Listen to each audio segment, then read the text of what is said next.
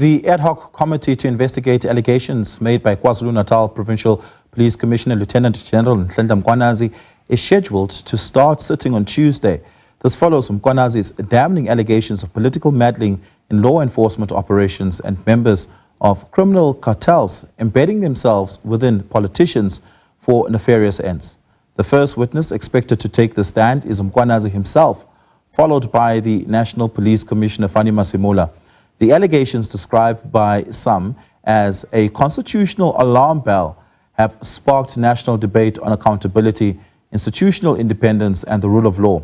Joining us now to discuss this further is political analyst and researcher Dr. Dale McKinley. Dr. McKinley, good afternoon. Thank you so much for your time. Really do appreciate it.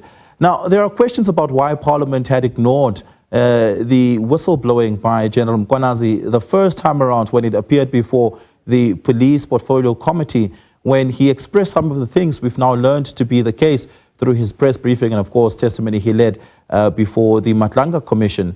But there are also now questions around whether or not the oversight functions of Parliament are sharp enough to be able to deal substantively with what we know thus far. Is this body suited to be able to turn around the malfeasance in the police that we've seen so far? Yes, good afternoon, Oliver, and to your listeners as well and viewers. Look, Parliament has the powers. There's no doubt about that. They have plenty of powers. They have the institutional setup. The question, of course, has been that Parliament has been very weak in terms of that role and that oversight. And you mentioned some of the examples there, but they are quite legendary in terms of a range of different corruptions and maladministration in our state-owned enterprises and everything else, where Parliament has basically been a fairly ineffectual oversight mechanism. So this is a test in some ways, I think, because if you look at the terms of reference for this committee, they're quite extensive.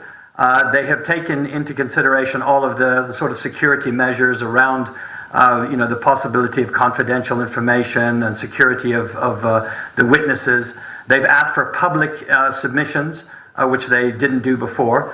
So they seem to be taking it a bit more seriously. But my question is their time frame. Their terms of reference say they must report to the National Assembly by the 31st of October. That's impossible. I don't think they're going to be able to get nearly what they need to get done in that kind of time frame. Yeah. Beyond the time frame is the question of its forensics capabilities to be able to test the veracity of certain pieces of evidence, which the Nhlanhla Commission has. For instance, the evidence are themselves all jurists. Here we have a commission, while evidence is led by a senior counsel, the evaluation of what transpires is a group of politicians, many who may not have the forensics capabilities to comb through the complexity of some of the evidence that comes about here. And we spoke about how ineffectual Parliament typically is in its oversight role. So the question here is, will this commission prove to be valuable and fruitful in uncovering the rot rather than politicizing the rot?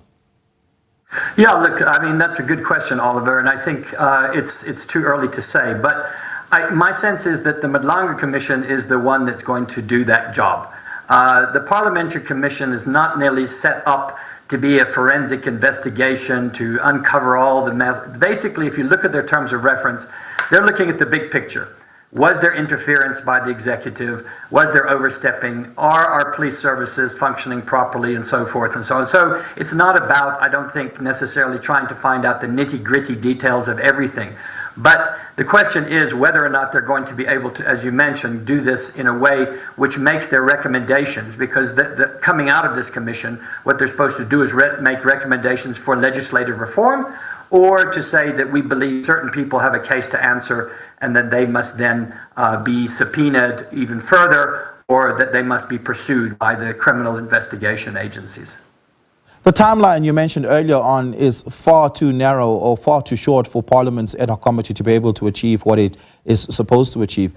We expect an interim report from the Nhlanhla Commission by the middle of December, and they had already started with their work long before the Parliamentary Ad Hoc Committee.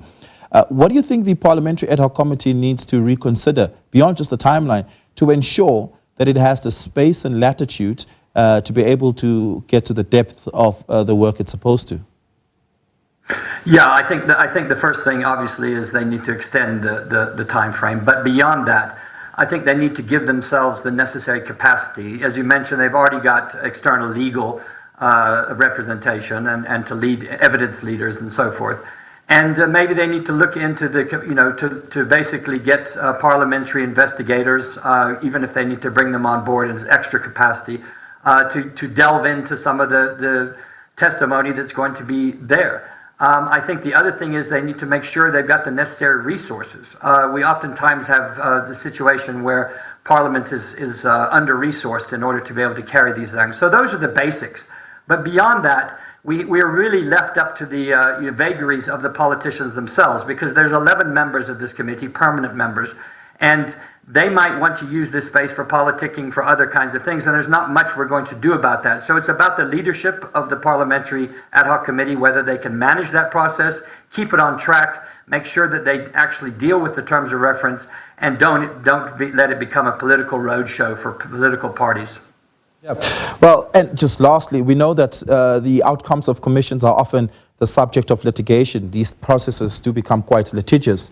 And it would not be far-fetched to imagine that a parliamentary report on ad hoc report would find itself to be the subject of litigation. We saw this with the Pala report, which came through the work of an ad hoc committee, which has now, by the way, gone absolutely nowhere after the parliamentary vote on it to not accept the report had passed. Once again, Parliament will have to vote to accept or reject the report coming up from this committee as per the processes of Parliament. Should there be any adverse findings, I can imagine that it would become the subject of litigation. Do you imagine that this will become a useful process for our democracy in Parliament, or do you imagine that it would follow the same fate as the Pala report? Well, I think it has that. There's always that possibility, but I think where it could be useful is particularly because in this case there are calls for public submissions. This is a bit more of an open process. We've already got the Nhlanhla Commission running, so people know more or less what's going on. They're not going to be able to hide much of anything here in terms of the secrecy of these things. So we could.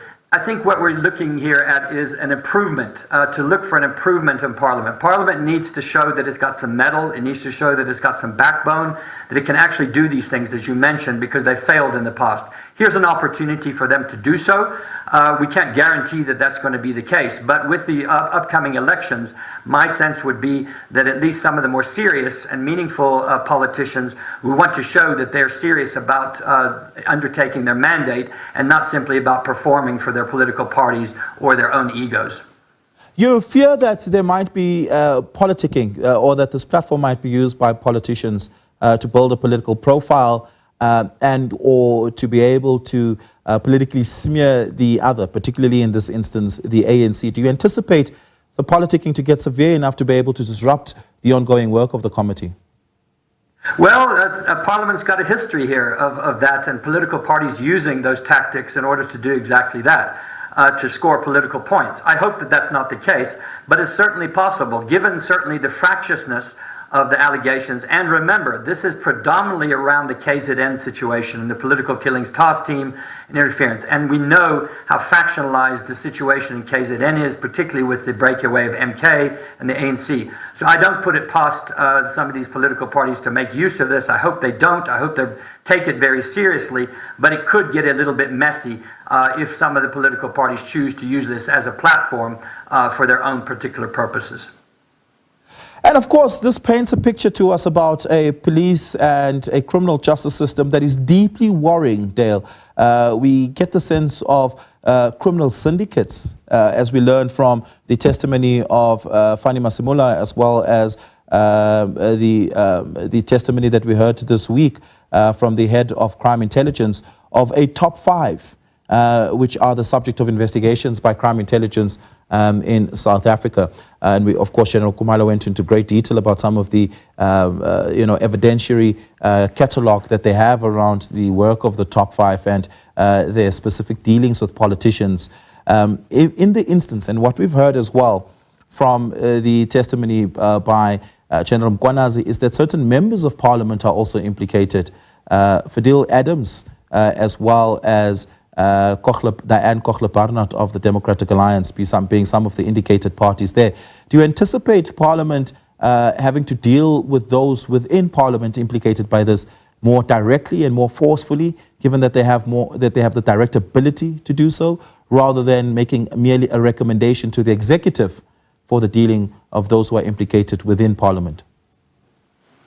Well, again, that's a possibility, but it depends on the nature of the testimony given. We're in early days here. We have gotten one side of the story so far. We have not heard from any of those that have been accused. We haven't heard from the minister. We haven't heard from others. And you mentioned some of the parliamentarians that have been named. And let's remember that this rot within SAPS and the allegations that Mkhwanazi makes are not new. These go a long way back, not only in KZN, but also even as has been in the DA-controlled Western Cape with regards to drug gangs and the police being compromised and so forth. So this is not going to be overnight. This is not going to be, I don't think, where you're going to have any quick solutions and identifying individuals that might be specifically responsible. I think if Parliament wants to act, it should act clearly on the mandates that it has, but it's going to have to need a lot more testimony and a lot more in-depth investigation in order to get to the truth of the matter. And let's not jump to conclusions simply on the basis of what we have in front of us now. It's too early to say so.